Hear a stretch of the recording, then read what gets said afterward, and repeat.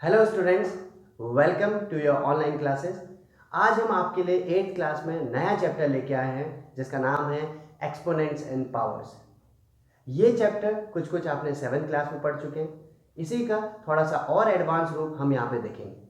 तो आइए स्टार्ट करते हैं आज का चैप्टर। ये स्टूडेंट स्टार्ट करते हैं एक्सपोनेंट्स एंड पावर्स। सबसे पहले आगे बढ़ने से पहले मैं आपसे कुछ चीज़ें पूछना चाहूँगा। तो आइए स्टूडेंट, सबसे पहले मैं आपसे डिस्कस करना चाहूँगा कुछ facts. Mass of earth, mass of earth 5970 and 21 more zeros, 7 8 9 10 11 12 13 14 15 16 17 18 19 20 21. This is the mass of the earth, 597 and 22 zeros, kgs. This is mass of the earth. One more fact, distance between sun and earth, sun and earth के बीच की distance 1496 and 8 zeros, 1 2 3 4 5 6 7 8.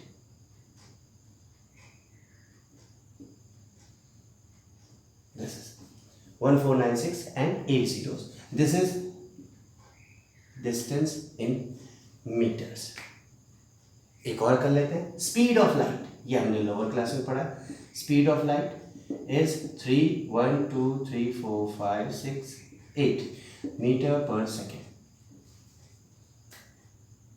This is the speed of light. अब आप बोलेंगे sir ये science से related topics को आप यहाँ पे क्यों डिस्कस कर रहे हैं? यहाँ पे इसलिए डिस्कस किया जा रहा है, आप यहाँ पे देखिए कितने जीरोज हैं।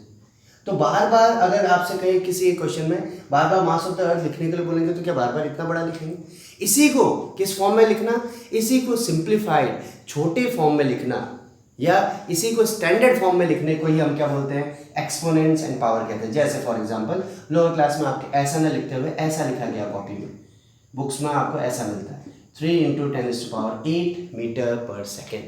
तो इसको कैसे लिखा गया, कैसे इजी फॉर्म में लिखते हैं, कैसे स्टैंडर्ड फॉर्म में लिखते हैं, वो हम पढ़ेंगे इस पूरे चैप्टर में एक्सपोनेंट्स एंड पावर्स में। तो इन सब को रिड्यूस फॉर्म में कैसे करेंगे वो हम बाद में करेंगे। उसके लिए आपको चाहिए सबसे पहले लॉज ऑफ एक्सपोनेंट्स। लॉज मतलब क्या नियम कायदे कानून हैं, किस तरीके से क्या रूल्स हैं, वो आपको सबसे पहले समझना होगा। कुछ रूल्स हमने 7th क्लास में पढ़े और सिर्फ कुछ एक आध नए रूल हम क्या पढ़ेंगे 8th में पढ़ेंगे। पूरा का पूरा 7th क्लास का चैप्टर है, बहुत ही इंटरेस्टिंग चैप्टर होने वाला है। आइए स्टार्ट करते हैं। एक्सपोनेंट्स एंड पावर्स है क्या? For example when I right 2 × 2 × 2 × 2 × 2 × 2 × 2 × 2, for example I right this. इसी को क्या मैं ऐसा लिख सकता हूँ? 2 how many times? 2 1 2 3 4 5 6 7 8 times. 2 how many times? 8 times. जब ऐसे आप लिखते हैं और ऐसे लिखते हैं, दोनों सेम है। ये है आपका रिपीटेड फॉर्म में लिखना, बार बार आप लिख रहे हैं, और ये है उसका सिंप्लीफाइड फॉर्म में लिखना। 2⁸ का मतलब 2 कितने टाइम्स है? ऐसे 8 टाइम्स। 2 8 टाइम्स। तो जब इस फॉर्म में लिखा जाता है, इसी को कहते हैं एक्सपोनेंट फॉर्म में लिखना, या इसी को कहते हैं स्टैंडर्ड फॉर्म में लिखना।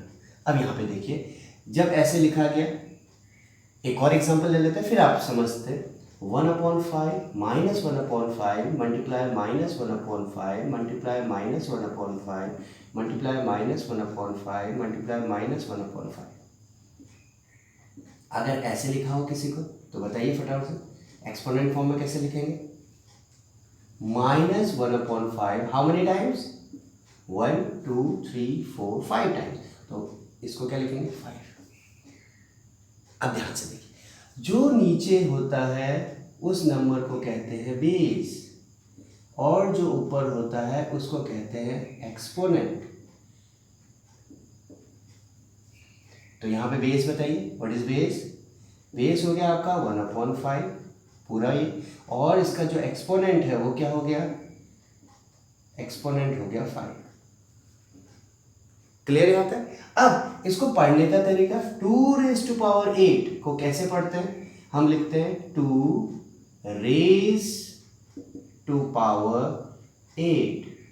ऐसे पढ़ते हैं। जिसको हम नॉर्मली 2 पावर 8 भी बोलते हैं, ठीक है, पर उसको रियल में पढ़ा ऐसे जाता है 2 रेज टू पावर, रेज मतलब उठा हुआ है, 2 रेज टू पावर कितने तक, 2 कितने टाइम्स तक बार बार चल रहा है, 8 टाइम्स तक बार बार चलेगा, इसलिए इसको बोलते हैं 2 रेज टू पावर 8। तो आपको समझ आया बेस क्या होता है एक्सपोनेंट, जो लोअर पार्ट होता है उसको पूरे को बेस कहते हैं, जो पावर में जो हेड पे लगा होता है उसको क्या बोलते हैं, एक्सपोनेंट कहते हैं। उसी को नॉर्मली हम जो पढ़ते हैं उसको क्या पढ़ा कैसे जाता है, पावर के फॉर्म में पढ़ा जाता है, 2 raise to power 8।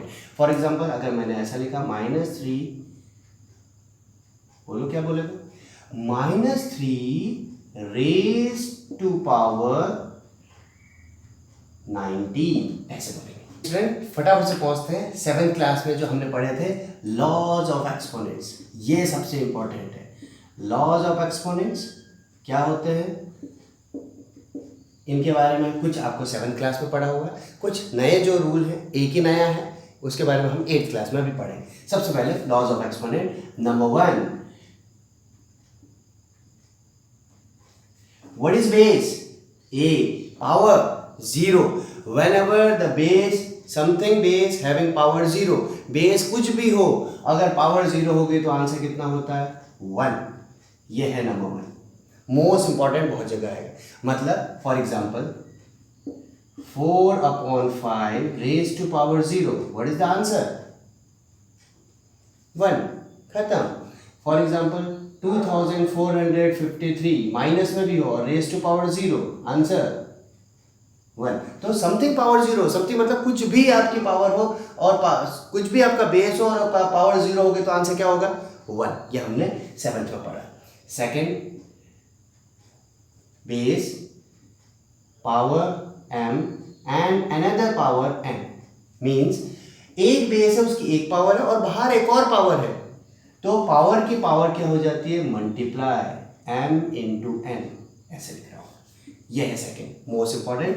Something power raise to power मतलब पावर की भी पावर होगी तो दोनों पावर क्या हो जाएंगी, मल्टीप्लाई। एग्जांपल देखेंगे फटाफट से, 4 raise to power 2 raise to power 3, तो बताएंगे 4 की पावर कितनी हो जाएगी, 5 नहीं करेंगे, प्लस नहीं करते, क्या करते हैं, मल्टीप्लाई, 2 इंटू 3, तो कितना होगा, 4 की power 6। This is the answer, understood. तो दो रूल फटाफट से समझिए, पावर अगर 0 होगी तो आंसर 1, पावर की पावर होगी तो पावर्स क्या करेंगे, हम मल्टीप्लाई करेंगे आगे।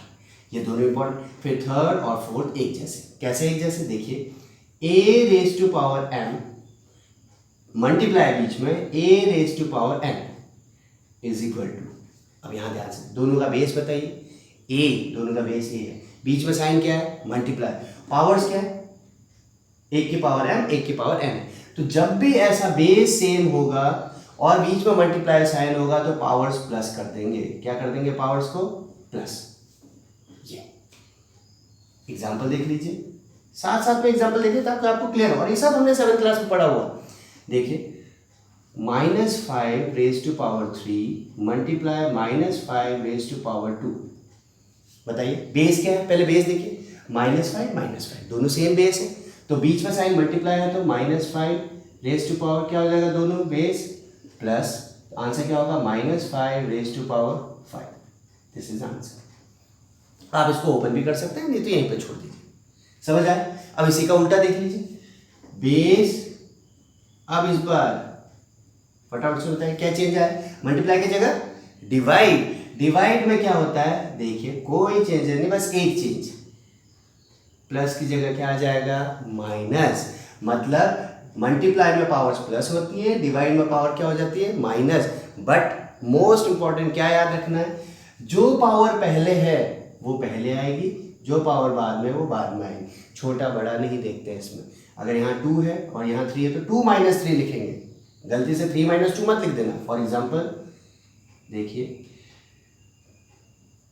3/4 raise to power 5 divided by 3/4 raise to power 7, बताएंगे आंसर क्या होगा, आंसर होगा 3/4 रेज टू पावर 5 - 7।